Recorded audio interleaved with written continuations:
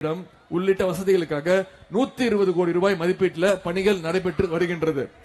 Arani ஆற்றினுடைய கரையின் இருபுறங்களிலும் concrete சுவர் அமைக்கும் பணி 100 கோடி ரூபாய் மதிப்பீட்டில் மேற்கொள்ளப்பட்டு வருகின்றது. மீனவர்களுடைய நலனுக்காக 29 கோடி ரூபாய் மதிப்பீட்டில் தொடங்கப்பட்ட முகத்துவார பணிகள் நிறைவேறப்பட உள்ளது. பொன்னேரி சின்னக்காவானம் இடையே ரூபாய் 100 கோடி மதிப்பீட்டில் மீஞ்சூர் திருப்பாலைவானம் இடையே கிட்டத்தட்ட 70 கோடி மதிப்பீட்டிலையும் ரயில்வே மேம்பால பணிகள் நடைபெற்றுக் கொண்டிருக்கிறது. அதே போல ரூபாய் 55 கோடி மதிப்பீட்டிலான பொன்னேரி பாதாள சாக்கடை பணிகள் கிட்டத்தட்ட 99% முடிவடைந்துள்ளது. அது பணிக்கு வர உள்ளது. இப்போ நான் செஞ்ச நம்முடைய 3 வருஷத்துல இந்த பொன்னேரி தொகுதிக்கு செஞ்ச பணிகளை மட்டும் உங்களுக்கு ஞாபகப்படுத்தினேன். இப்போ இந்த தொகுதிக்கான வாக்குறுதிகள் நம்முடைய முத்தமிழங்க டாக்டர் கலைஞர் அவர்கள் ஒவ்வொரு தேர்தலும் போது தேர்தல் அறிக்கையை வெளியிட்டு சொல்லுவார். சொல்வதை செய்வோம், செய்வதைத்தான் சொல்வோம்னு செஞ்சு காட்டின தலைவர் முத்தமிழங்க டாக்டர் கலைஞர் அவர்கள். அவருடைய வழியில வந்த நம்முடைய தலைவர் திரு முத்துவேல் கருணாநிதி ஸ்டாலின் அவர்களும் சொல்வதைத்தான் செய்வார், செய்வதைத்தான் சொல்லுவார். அதுல இந்த தேர்தல் அறிக்கையில இந்த பகுதிக்கு சில வாக்குறுதிகளை கொடுத்திருக்கிறார். அதுல சில வாக்குறுதியை மட்டும் இங்க நான் நினைவுபடுத்த விரும்புகின்றேன். பொன்னேரி அரசு மருத்துவமனை அனைத்து வசதிகளுடன் முதல் தரமான மருத்துவமனையாக மாற்றி அமைக்கப்படும். அனைத்து குக்கிராமங்களுக்கும் பேருந்து வசதி விரிவுபடுத்தப்படும். குடிநீர் பிரச்சனைக்கு நிரந்தர தீர்வு காணப்படும். தொகுதியை சுற்றியுள்ள அனைத்து தொழிற்சாலைகளிலும் இளைஞர் மற்றும் பெண்களுக்கு 50% வேலை வாய்ப்பை உறுதி செய்து தருவோம். மாதவரம் அல்லது விம்கோ நகரில் இருந்து மெட்ரோ ரயில் சேவை மீஞ்சூர் வரை நீட்டிக்கப்படும். பாரம்பரிய மீனவ சமுதாய மக்கள் பழங்குடியினர் பட்டியலில் சேர்க்கப்படுவார்கள்.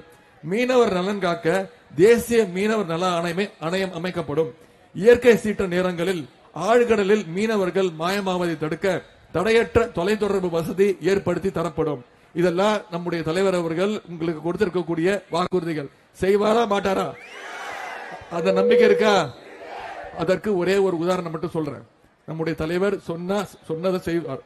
அதற்கு சில உதாரணங்கள் மட்டும் சொல்றேன். 2021 நம்ம ஆட்சிக்கு வந்தோம். தமிழ்நாட்டு மக்கள் நம்மளை தேர்ந்தெடுத்து மிகப்பெரிய வெற்றியை கொடுத்து நம்முடைய தலைவர் அவர்கள் முதலமைச்சர் நாற்காலில் உட்கார வச்சாங்க. அப்போ என்ன நிலைமைன்னு உங்களுக்கு தெரியும். கோவிட் 2வது அலை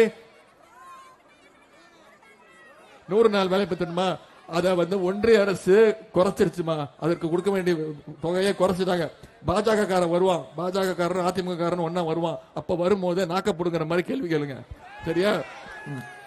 நம்முடைய தலைவர் சொல்லியிருக்கக்கூடிய வாக்குறுதிகள் என்னென்ன சொன்னாரு? முதல் கையெழுத்து 5 கையெழுத்துல முதல் கையெழுத்து போட்டார். மகளிருக்கு கட்டணம் இல்லா பேருந்து வசதி திட்டம் கொடுத்தாரா இல்லையா? இப்போ மகளிர் இத்தனை பேர் வந்திருக்கீங்க, பயன்படுத்துறீங்களா இல்லையா? இப்போ எங்க பார்த்தாலும் பிங்க் பஸ் தான். இன்னும் சொல்ல போனா நம்ம இளைஞர்கள் நம்ம மகளிர் கிட்ட தான் கத்துக்கணும். ஆண்கள் மகளிர் கிட்ட கத்துக்கணும். அதாவது ஒரு திட்டத்தை அரசு உறுதிப்படுத்துச்சுன்னா, அமல்படுத்துச்சுன்னா அதை எந்த அளவுக்கு உபயோகப்படுத்தணும்னு மகளிர் கிட்ட தான் நம்ம கத்துக்கணும். ஏன்னா இப்ப அவங்க தான் பஸ் ஓனர்ஸ். எங்க வேணா ஏறிக்கலாம், எங்க வேணா இறங்கிக்கலாம். கிட்டத்தட்ட எத்தனை பயணங்கள் மேற்கொண்டிருக்காங்க இந்த 3 வருஷத்துல? 460 கோடி பயணங்களை மேற்கொண்டிருக்காங்க. எத்தனை கோடி? 460 கோடி. இதை நான் நகைச்சுவையா சொல்லலாமா? இதுதான் அந்த திட்டத்துடைய வெற்றி. ஒரு அரசு ஒரு திட்டத்தை கொண்டு வந்தா அதை எத்தனை பேர் அதிகமா உபயோகப்படுத்துறாங்களோ அதுதான் அந்த அரசினுடைய வெற்றி. இதுக்கு பேர் தான் திராவிட மாடல் அரசு. இப்ப இந்த திட்டத்தை தான் பக்கத்து மாநிலங்கள்ல கொண்டு போய் சேர்க்கிறாங்க. அதே மாதிரி இன்னொரு திட்டம் புதுமை பெண் அப்படின்ற, இப்போ அந்த பஸ் பிங்க் பஸ் இருக்குல்ல, அதை யாரு இப்ப தாய்மார்கள் பிங்க் பஸ் சொல்றது இல்ல. செல்லமா நம்முடைய தலைவர் பேரை சொல்லி ஸ்டாலின் பஸ் தான் கூப்பிடுறாங்க. அந்த அளவுக்கு அந்த திட்டம் பெண்கள் இடத்துல மக்கள் இடத்துல போய் சென்றடைஞ்சிருக்கு. அதன் பிறகு இன்னொரு திட்டமா, இந்த திட்டத்தோட பேர் புதுமை பெண் திட்டம். இன்னைக்கு இத்தனை மகளிர் வந்திருக்கீங்க இந்த கூட்டத்திற்கு, இந்த பிரச்சார கூட்டத்திற்கு இவ்வளவு மகளிர் கிளம்பி வந்திருக்கிறீங்க. ஒரு காலத்துல பெண்கள் 200 வருஷத்துக்கு முன்னாடி பெண்கள் வீட்டை விட்டு வெளில வர முடியாதுமா. பெண்களுக்கு படிப்பதற்கு உரிமை கிடையாது. பெண்கள் யார்கிட்ட பேசக்கூடாது. இன்னும் சொல்ல போனா பெண்கள் மேலாடை அணியறதுக்கு தடை. இதையெல்லாம் உடைச்சதுதான் சமூக நீதி இயக்கம், திராவிடர் கழகம். இதையெல்லாம் தட்டி கேட்டவர் தான் தந்தை பெரியாரும் பேரறிஞர் அண்ணாவும் நம்முடைய டாக்டர் கலைஞர் அவர்களும். பெண்கள் படிக்கணும், பெண்கள் கல்லூரிக்கு போகணும், பெண்கள் பள்ளிக்கூடத்துக்கு வந்தா மட்டும் பத்தாது, கல்லூரிக்கு போகணும்னு நம்முடைய தலைவர் அவர்கள் பெண்கள் தன்னுடைய வேலைக்கு போகணும், பெண்கள் தங்களுடைய சொந்த காலில் நிக்கணும்னு அறிமுகப்படுத்தினதுதான் புதுமை பெண் திட்டம். அதாவது 1ஆம் வகுப்புல இருந்து 12ஆம் வகுப்பு வரை அரசு பள்ளியில படிச்சா அந்த பெண் எந்த கல்லூரியில போய் சேர்ந்தாலும் அரசு கல்லூரியா இருந்தாலும் சரி, பிரைவேட் காலேஜ் தனியார் கல்லூரியா இருந்தாலும் சரி, அந்த பெண்ணுடைய வங்கி கணக்குல கல்வி ஊக்கத்தொகையாக மாசம் மாசம் 1000 ரூபாய் வைக்கப்படும், வரவு வைக்கப்படும். இதுவரைக்கும் இந்த 2-3 வருஷத்துல 3 லட்சம் பெண்கள் இதன் மூலம் பயனடைஞ்சிருக்கிறாங்க, காலேஜ் போய் சேர்ந்திருக்கிறாங்க. இப்ப தலைவர் பார்த்தாரு, என்னடா இது ஆண்களை விட பெண்கள் அதிகமா காலேஜுக்கு போறாங்கன்னு இந்த வருஷம் தலைவர் சட்டமன்றத்தில் அறிவிச்சிட்டார். எப்படி பெண்களுக்கு புதுமை பெண் திட்டமோ அதே மாதிரி இந்த வருஷத்துல இருந்து ஆண்களுக்கு தமிழ் புதல்வன் அப்படின்னு ஒரு திட்டம். ஆண்களும் பள்ளியில படிச்சு காலேஜுக்கு போனா 1000 ரூபாய் அவங்களுக்கும் தமிழ் புதல்வன் திட்டத்தின் மேல கல்வி ஊக்கத்தொகை மாதம் 1000 ரூபாய் கொடுக்கப்படும். இதுவும் நம்மளோட தேர்தல் அறிக்கையில சொல்லாத திட்டம். இன்னொரு திட்டம் மிக மிக முக்கியமான திட்டம், கட்டட பணிகள் 42 கோடி ரூபாய் மதிப்பீட்டில் நடைபெற்று வருகிறது.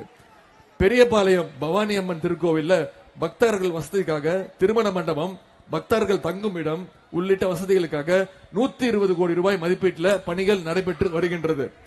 ஆரணி ஆற்றினுடைய கரையின் இருபுறங்களிலும் கான்கிரீட் சுவர் அமைக்கும் பணி 100 கோடி ரூபாய் மதிப்பீட்டில் மேற்கொள்ளப்பட்டு வருகின்றது. மீனவர்களுடைய நலனுக்காக 29 கோடி ரூபாய் மதிப்பீட்டில் தொடங்கப்பட்ட முகத்துவார பணிகள் நிறைவேறப்பட உள்ளது.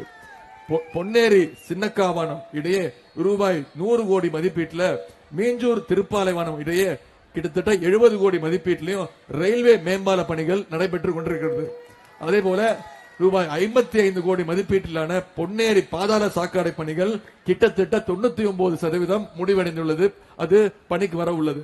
இப்போ நான் செஞ்ச நம்முடைய 3 வருஷத்துல இந்த பொன்னேரி தொகுதிக்கு செஞ்ச பணிகளை மட்டும் உங்களுக்கு ஞாபகப்படுத்தினேன். இப்போ இந்த தொகுதிக்கான வாக்குறுதிகள் நம்முடைய முத்தமிழங்க டாக்டர் கலைஞர் அவர்கள் ஒவ்வொரு தேர்தலும் போது தேர்தல் அறிக்கையை வெளியிட்டு சொல்லுவார், சொல்வதை செய்வோம், செய்வதைத்தான் சொல்வோம்னு செஞ்சு காட்டின தலைவர் முத்தமிழங்க டாக்டர் கலைஞர் அவர்கள். அவருடைய வழியில வந்த நம்முடைய தலைவர் திரு முத்துவேல் கருணாநிதி ஸ்டாலின் அவர்களும் சொல்வதைத்தான் செய்வார், செய்வதைத்தான் சொல்லுவார். அதுல இந்த தேர்தல் அறிக்கையில இந்த பகுதிக்கு சில வாக்குறுதிகளை கொடுத்திருக்கிறார். அதுல சில வாக்குறுதியை மட்டும் இங்க நான் நினைவுபடுத்த விரும்புகின்றேன். பொன்னேரி அரசு மருத்துவமனை அனைத்து வசதிகளுடன் முதல் தரமான மருத்துவமனையாக மாற்றி அமைக்கப்படும். அனைத்து குக்கிராமங்களுக்கும் பேருந்து வசதி விரிவுபடுத்தப்படும். குடிநீர் பிரச்சனைக்கு நிரந்தர தீர்வு காணப்படும். தொகுதியை சுற்றியுள்ள அனைத்து தொழிற்சாலைகளிலும் இளைஞர் மற்றும் பெண்களுக்கு 50% வேலை வாய்ப்பை உறுதி செய்து தருவோம். மாதவரம் அல்லது விம்கோ நகரில் இருந்து மெட்ரோ ரயில் சேவை மீஞ்சூர் வரை நீட்டிக்கப்படும். பாரம்பரிய மீனவ சமுதாய மக்கள் பழங்குடியினர் பட்டியலில் சேர்க்கப்படுவார்கள். மீனவர் நலன் காக்க தேசிய மீனவர் நல ஆணையம் அமைக்கப்படும். இயற்கை சீற்ற நேரங்களில் ஆழ்கடலில் மீனவர்கள் மாயமாவதை தடுக்க தடையற்ற தொலைத்தொடர்பு வசதி ஏற்படுத்தி தரப்படும். இதெல்லாம் நம்முடைய தலைவர் அவர்கள் உங்களுக்கு கொடுத்திருக்கக்கூடிய வாக்குறுதிகள். செய்வாரா மாட்டாரா? அந்த நம்பிக்கை இருக்கா?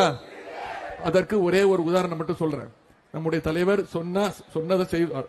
அதற்கு சில உதாரணங்கள் மட்டும் சொல்றேன். 2021 நம்ம ஆட்சிக்கு வந்தோம். தமிழ்நாட்டு மக்கள் நம்மளை தேர்ந்தெடுத்து மிகப்பெரிய வெற்றியை கொடுத்து நம்முடைய தலைவர் அவர்கள் முதலமைச்சர் நாற்காலில் உட்கார வச்சாங்க. அப்போ என்ன நிலைமைன்னு உங்களுக்கு தெரியும். கோவிட் 2வது அலை, 100 நாள் வேலை பெற்றணுமா, அதை ஒன்றிய அரசு குறைச்சிருச்சுமா, அதற்கு கொடுக்க வேண்டிய தொகையை குறைச்சிட்டாங்க. பாஜக காரன் வருவான், பாஜக காரன் அதிமுக காரன் ஒன்னா வருவான். அப்ப வரும்போது நாக்கப்படுங்கிற மாதிரி கேள்வி கேளுங்க, சரியா? நம்முடைய தலைவர் சொல்லியிருக்கக்கூடிய வாக்குறுதிகள் என்னென்ன சொன்னாரு? முதல் கையெழுத்து 5 கையெழுத்துல முதல் கையெழுத்து போட்டார். மகளிருக்கு கட்டணம் இல்லா பேருந்து வசதி திட்டம் கொடுத்தாரா இல்லையா? இப்போ